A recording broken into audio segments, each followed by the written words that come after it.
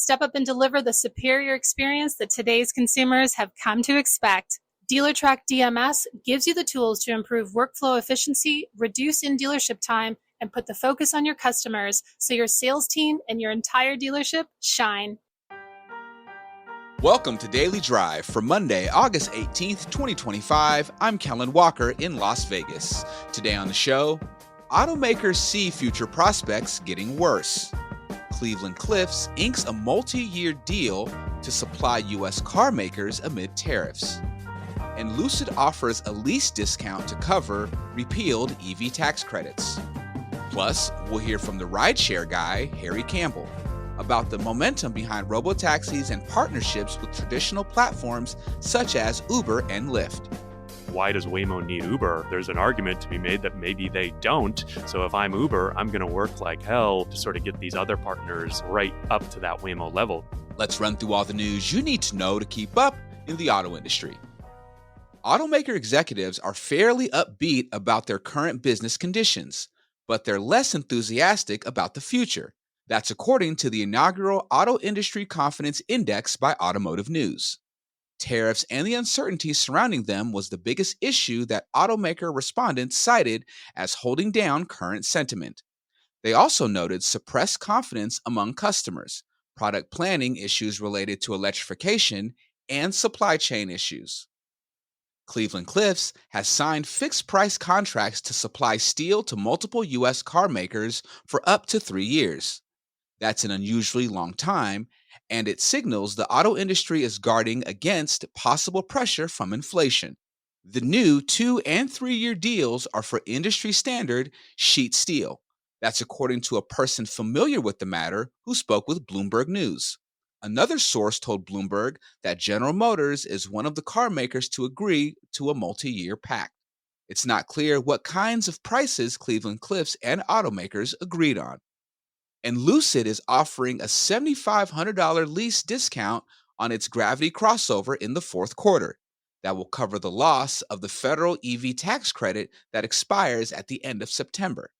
The company says the credit applies to customers who place a lease order by September 30th and take delivery between October 1st and the end of the year. The 3-row crossover has a starting price of $96,500 with shipping. And those are today's headlines. You can find more details on all those stories at autonews.com. Joining me now to talk about our first ever Auto Industry Confidence Index and what automaker executives are telling us is our own Larry Velquette. Larry, welcome back to Daily Drive. Thanks, Cal. Great to be here. So, Larry Legend, first off, tell us about this new quarterly index and why we're doing this. So the reason we're doing this is Automotive News has a very specific place in this industry, right? It's one of the very few nexus points in the entire industry, one of the very few places where the whole industry, this whole vast global industry meets, right? Where the retail world meets, where the manufacturing and suppliers meet. And so we thought there are a number of different metrics, different measurements that try to capture what different segments of the industry are doing at any given time. But nobody really takes the full temperature of the entire industry. And we have the capacity to do that because of that position. So we came up with this Auto Industry Confidence Index. It's a quarterly survey. We just did our first one, and we're going to have them in subsequent quarters. And what it is, it gives us a nice check on the sentiment of the industry and its various sectors at any given point, as well as we're asking the executives that responded, and there were several hundred of them, to look 6 months into the future, not only for their own company, but for the industry as a whole.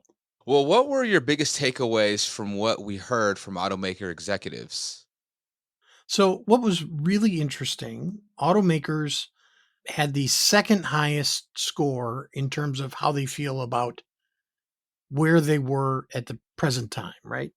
They only trailed financial services organizations for how well they felt they were doing right in the moment.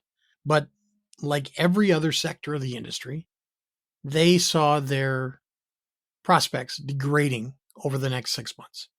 And what was really interesting was when we delved into what they were telling us, the only real place where they felt good was production capacity utilization, right?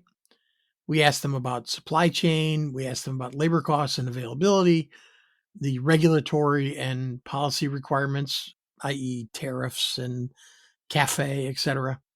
We asked them about gross margins on vehicle production and retail demand. The only place that they felt better than neutral was production capacity utilization. And if you think about those different categories that I just laid out, production capacity utilization is the only one that they control themselves, right? That Interesting. they're not beholden to outside forces to a great degree. Those other inputs, they're dealing with tariffs and the changing regulatory landscape, labor, even retail demand with consumers. They don't really have a lever. They have some levers they can pull. They can try to pull, but it's a challenge. The only place where they felt even remotely comfortable was production capacity utilization. Good stuff, Larry. I can't wait to dig a little deeper into this index. Thank you so much for joining me. Thank you, Cal. We'll also talk with our own Mark Homer and John Irwin this week on the show about their coverage of franchise dealer and supplier executive confidence. You can find all of our coverage of the Auto Industry Confidence Index at autonews.com. Coming up, Harry Campbell, aka the Rideshare Guy, talks about the momentum behind robotaxis. That's next on Daily Drive. Consumers have high expectations of the car buying experience. 88% of consumers said their experience matters as much as the company's products or services. And with low inventory, high prices, and high interest rates, you have the opportunity to step up and deliver a positive buying experience that helps consumers overcome their frustrations and feel good about their purchase decisions. Your DMS is a data powerhouse and must be well integrated across your dealership. DealerTrack DMS is proven to seamlessly connect your operations and reduce manual data entry by pre-filling forms so consumers spend less time at your dealership. DealerTrack DMS is also key to helping you track, optimize, and improve the performance of your entire team. With actionable data insights from streamlined reports and metrics, you can find new opportunities for growth and unlock important process and profitability improvements. Because DealerTrack is flexible and easy to use, your team spends less time rekeying data and memorizing codes and more time delivering the next level customer experience your dealership prides itself on. Bottom line, DealerTrack DMS improves workflow efficiency and puts the focus on your customers so your sales team and your entire dealership shine. See how you can unlock better experiences and improve your entire operation with DealerTrack DMS. Welcome back to Daily Drive. I'm Kellen Walker. Harry Campbell is known in the mobility world as the Rideshare Guy. He's a ride-hailing driver himself and says he's been studying the rideshare industry since 2014. His YouTube channel features his insights as well as interviews with everyone from Uber and Lyft drivers to CEOs for rideshare companies. Campbell spoke with our own Pete Bigelow on Shift, a podcast about mobility. They talked about the influx of new driverless deployments and how self-driving partnerships are disrupting the status quo in the ride-hailing realm. Here's a piece of their conversation. First, I want to ask you about the big new robotaxi partnership announced within the last few weeks. And I'm going to confess, I did not see this one coming from Lucid, Nuro, and Uber. It's left my head spinning a bit. Really interesting combination of automaker, software provider, and network. So what do you make of this one, Harry? Yeah, I wrote about this recently in my Driverless Digest newsletter. And honestly, I spent a lot of time writing, and I wouldn't even say writing, I would say thinking about this, rewriting, re-editing, sending it to a couple people for feedback, because we start to get to Lucid and even Nuro, I think it's maybe a bit out of my wheelhouse from, I'm not an expert on OEM, so I think that I looked at more quantitative, right? Like, hey, Lucid stock price jumped at the end of the day, it was up 36%. Okay, seems like investors at least thought that this was a great deal for Lucid, right? More quantitatively, I think the company only produced 30% 3,300 vehicles last quarter. And now if you look at this partnership, it was 20,000 vehicles divided by 6 years. That's 33, close to that number, 3,300. So it's going to be basically 1/4 of their production. And I think what was really interesting, I have to admit, I didn't know this beforehand, but I did find that this 8K, right? So this is a filing that Uber needs to make with the SEC. See, I'm not a real journalist. I kind of just go based off of, personal experience. I'm not a real journalist like you, Pete, and others. You're right there. You're doing all the same things. I'm going to call you a journalist. I wouldn't, don't give yourself any caveats there.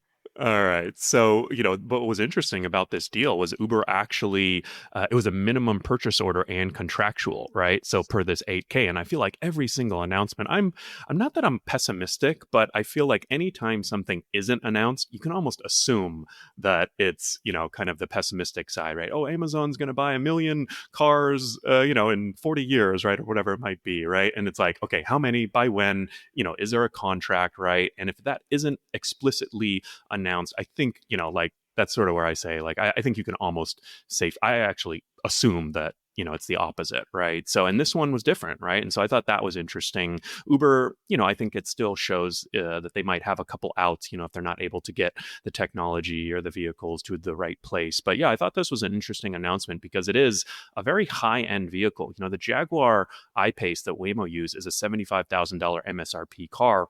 They're looking at partnering with Hyundai on the Ioniq 5. The Chinese vehicle Zeekr is out there being tested all over the place. And I don't know if they're going to be able to get many more of those, but obviously that's a much lower end, kind of vehicle. So like the direction that other companies like Waymo are going are cheaper. Here, Uber announces this huge deal, $1.2 billion. Lucid Gravity's $80,000 car, 20,000 vehicles. That is a much bigger fleet than Waymo has right now at just 1,500 vehicles and super high end. So I don't know, there's a lot going on there, but I thought it was interesting for those reasons. There are. I was going to ask you about that aspect of here. You're putting a much more expensive vehicle onto the Uber network. Like, do you see this as something Uber would offer as a like Uber Black or some sort of like premium tier service? Yeah, I think that was kind of that was sort of the most obvious play that this would be a high end option. I mean, right now, I don't think a lot of people say, oh, I love Waymo, it's so great. And I tell people, you're getting into a really nice car. Don't forget that. Like the average Uber car is an UberX Toyota Prius, few years old. I think I looked it up the other day. It's $30,000 value. So 75,000 versus 30,000. That's just the product you're sitting in alone. And that's before you even consider that, hey, there's no driver and all the great aspects that Waymo brings there. So I do think there will be people willing, right now, Waymo customers have actually shown, I like their price point right now. There was a report from a company called Obi, and they said that Waymo is priced about 30 to 40% higher than Uber and Lyft in San Francisco, and riders are willing to wait longer. So if I'm Waymo, why would I drop the price? I kind of like having that high-end option for people who are willing to pay, who love the product.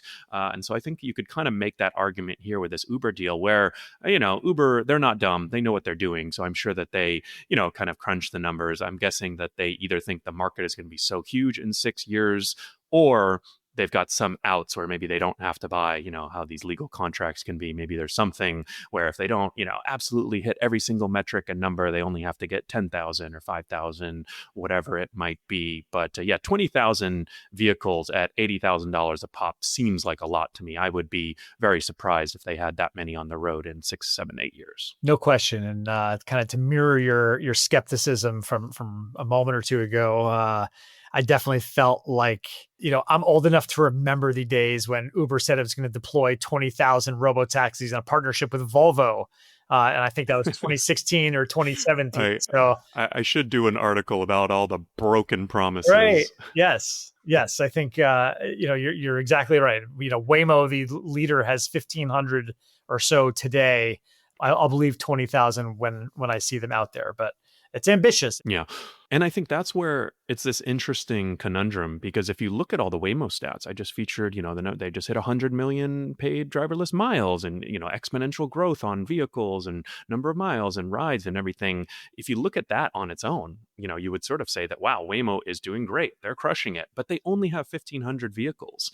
I talked about, Uber is doing 10 million trips a day in the United States versus Waymo at just tens of thousands, right? So they still have a ways to go. And I think that's kind of where it's this interesting inflection point because even though Waymo is so exciting, there's still a very small percent and it's hard to grow. It's hard to scale. I mean, Lyft themselves, they actually have a program called FlexDrive. I know you interviewed Jeremy Bird in the past. I can't remember if he mentioned this or not, but they own and operate 15,000 vehicles themselves. So they're the biggest fleet owner right now, you've never even heard about. So I think that is kind of what makes it interesting.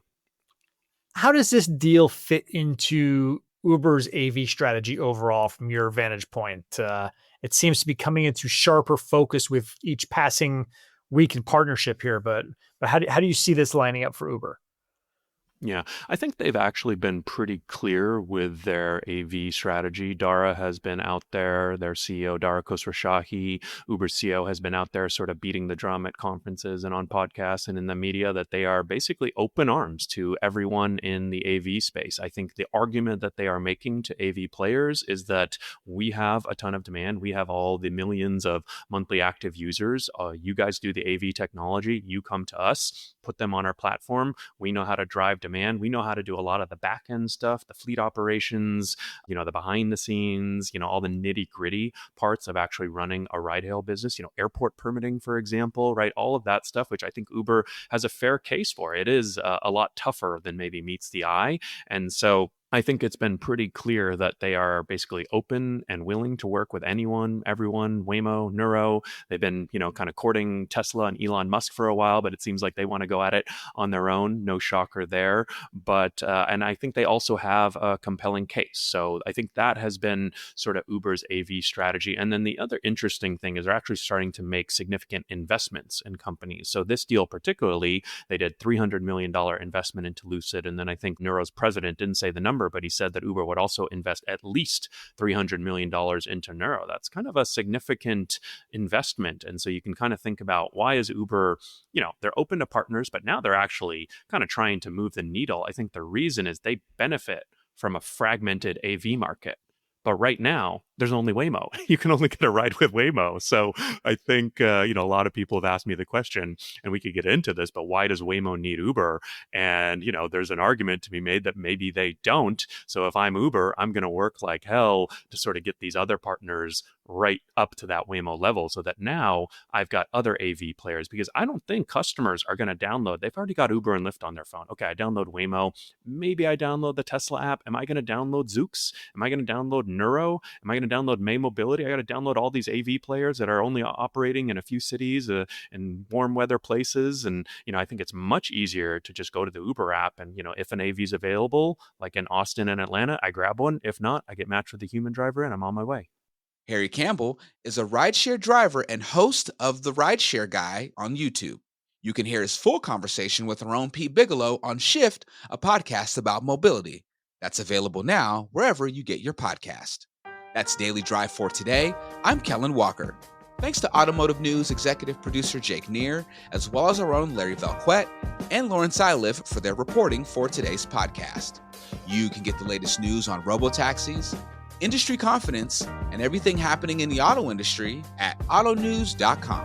Come back tomorrow for a conversation with NADA Executive Vice President of Public Policy, Paul Mitri. It's been super active, and really a lot of public policy accomplishments have been present in the first half of the year that we really think will benefit franchise dealers and certainly their customers. We'd love to hear from you. Let us know what you think of the show and the topics we covered today.